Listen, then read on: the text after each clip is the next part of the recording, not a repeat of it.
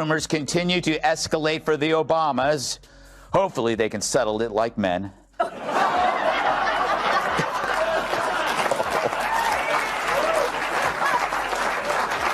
It's amazing. Every word she says about Barack Obama is negative. I can't think of her sitting there just waxing poetic about him, complimenting, he's brilliant, he's a great dad, he was the greatest president, whatever a normal wife of Barack Obama would say.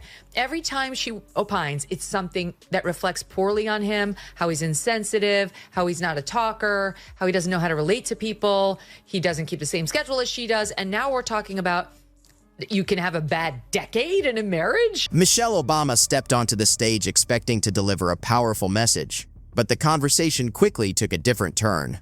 Greg Gutfeld came armed with sharp sarcasm, while Megyn Kelly didn't hold back with her criticism. What started as a speech soon became a heated debate over Michelle's record, her influence, and the Obama legacy itself. The jokes landed, the criticism piled up, and the reactions came fast. Even longtime supporters found themselves defending points they never expected to revisit. If you think the Obamas are beyond criticism, this exchange may change your mind. Things got surprisingly intense, and we're about to break it all down. I think that transitioning line was meant to get attention because her podcast is failing. No one wants to watch it, and she's not used to that. You know, she's used to being the center of attention. Everyone's interested in me. I don't have to try hard. And so now she's embarrassed. And so I think she's intentionally dropping these little, nuggets in these podcasts just so she can get pickup and talking here and there about her marriage because she knows that she'll get pickup if she talks about him. It's kind of like Megyn and Harry, where it's like the man is the star and the woman is kind of the glamour. She's like the also-ran. Like we're interested in her to the extent she's going to tell us about him. And she knows that, so she's working it.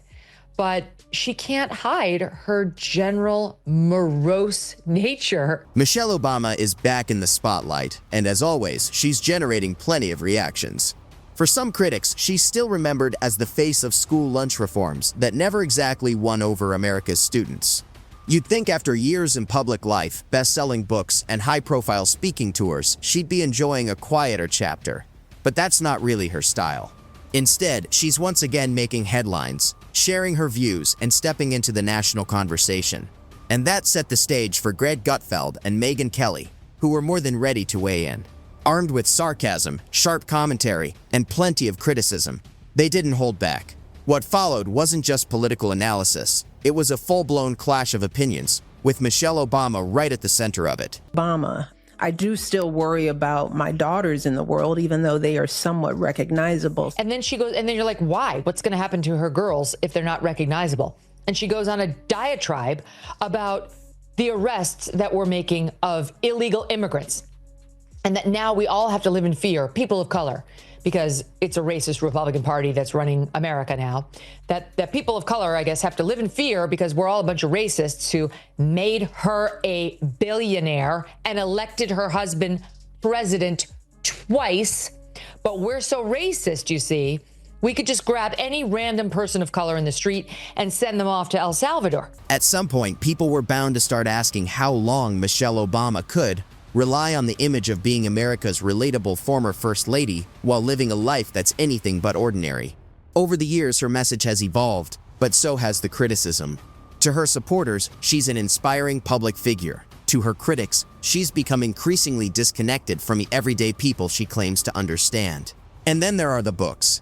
Not just one bestseller, but several, each one carefully crafted, packed with personal stories, life lessons, and plenty of moments that critics say feel more like victory laps than reflections. The books sold millions, the speaking tours filled arenas, and the brand kept growing.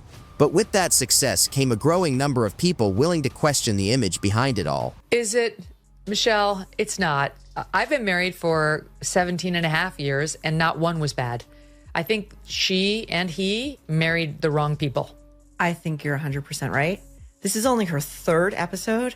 I can't think of anybody I would go to for advice less than Michelle Obama. She really doesn't know what she's talking about. First of all, she loves to tell us she hated Barack for a good decade. Yes. Okay, please teach me how to have a successful relationship with someone that you clearly respect and admire. Every time she's on the air, it's like, I'm dragging this ball of dead weight behind me. His name, Barack Obama. He's bringing me down. I'm trying to elevate myself with like these things on my head. It looks like Mickey Mouse. It's so like weird. The two ears up there, these two big balls on the left and the right of her head. Like, what kind of midlife crisis is she in the throes of right? But here's what made it so interesting. Gutfeld and Kelly didn't have to uncover some hidden secret or launch a major investigation. They simply pointed to the carefully polished public image that's been on display for years. Critics argue that Michelle Obama often speaks about struggle and hardship while living a lifestyle that seems far removed from the experiences of most Americans. To her supporters, she's an inspiring voice. To her critics, she's become a symbol of elite self-importance, delivering lessons about everyday challenges from a position of extraordinary privilege. Yet every speech, interview, and book tour is met with standing ovations and glowing headlines. And that's exactly what Gutfeld and Kelly seized on. They mocked the idea that every public appearance should be treated like a historic event. The praise, they argued, often feels bigger than the accomplishment itself. After all, Michelle Obama didn't solve every major problem facing the country. But judging by some of the reactions she receives, you'd think she had rewritten the rulebook on life itself. Michelle Obama surprised fans on our new podcast by saying her pet peeve about her husband is that he's chronically late. For example, we're still waiting on him to admit he's from Kenya.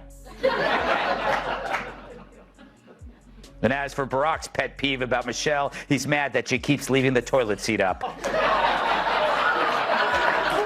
When she cleans it.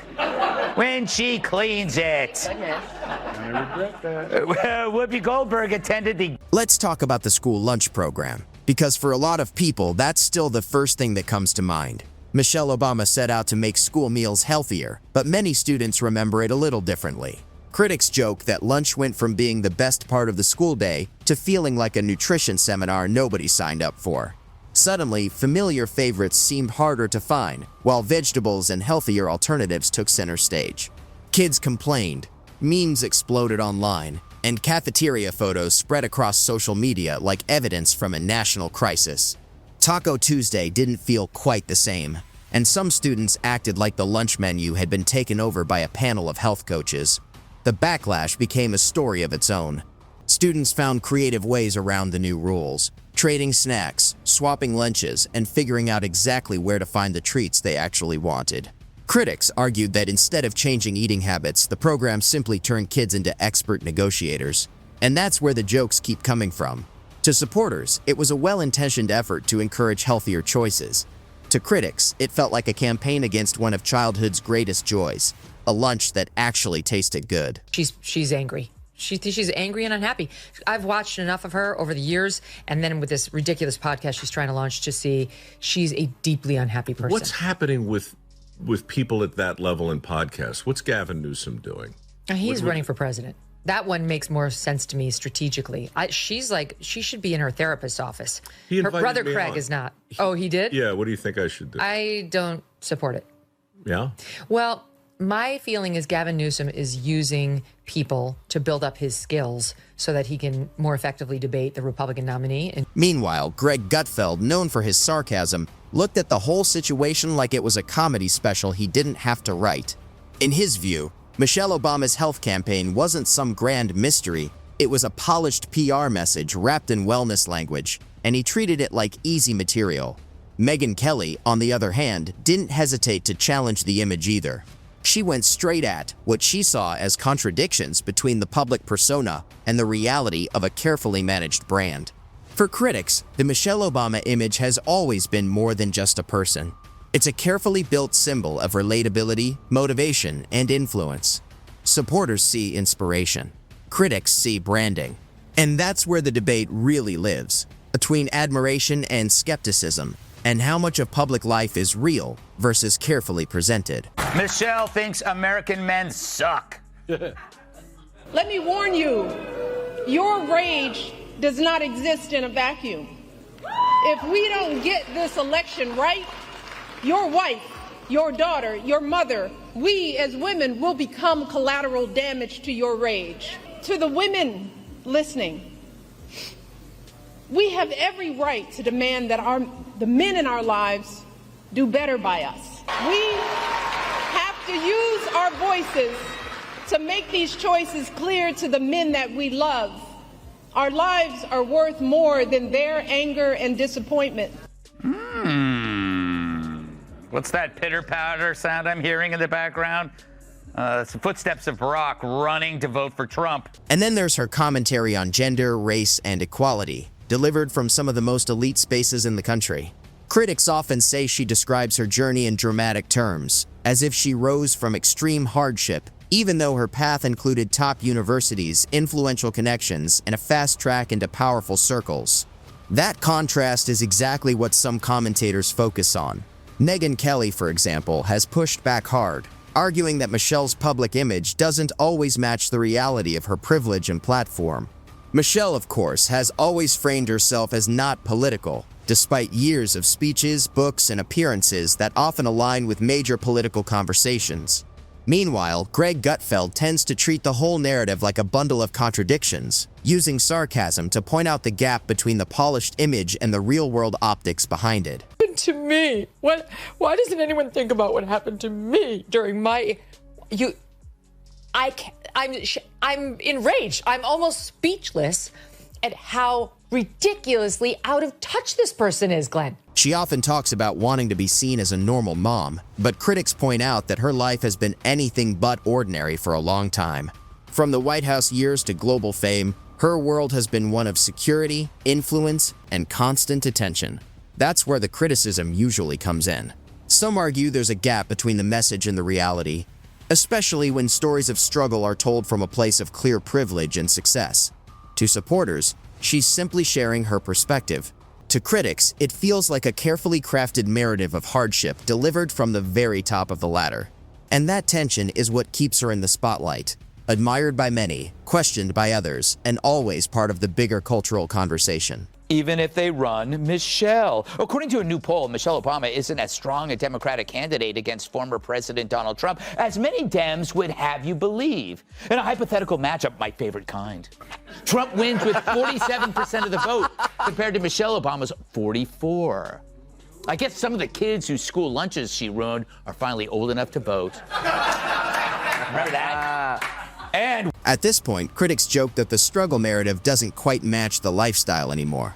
Gutfeld and Megyn Kelly have both leaned into that idea, pointing out how public figures often evolve into full-scale personal brands.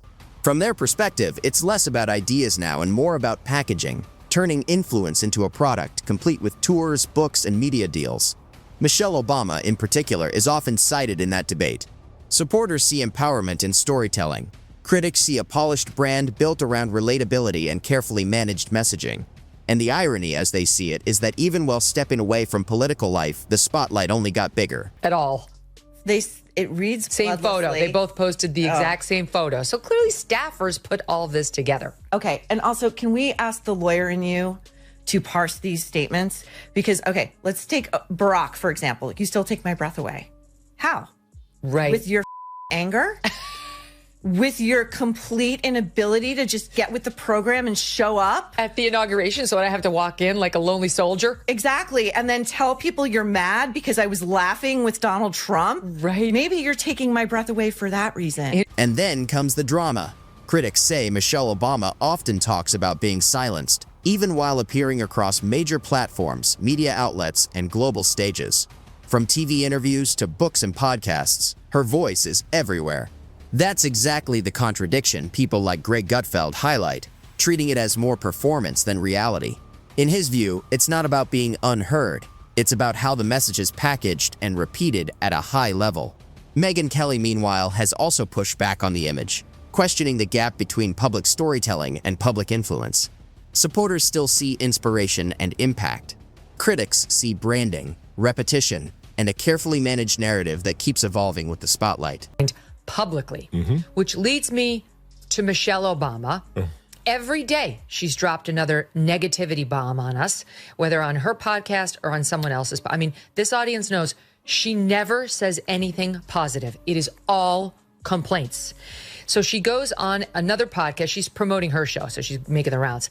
The Diary of a CEO podcast, and actually found a way to bitch and moan about how hard it is to live in the White House. When you walk through a storm, keep your head held high. Show me. What Watch does this it. look like? It's projecting that if you win, which I thought he could and should, he would be somebody that I would want as my president.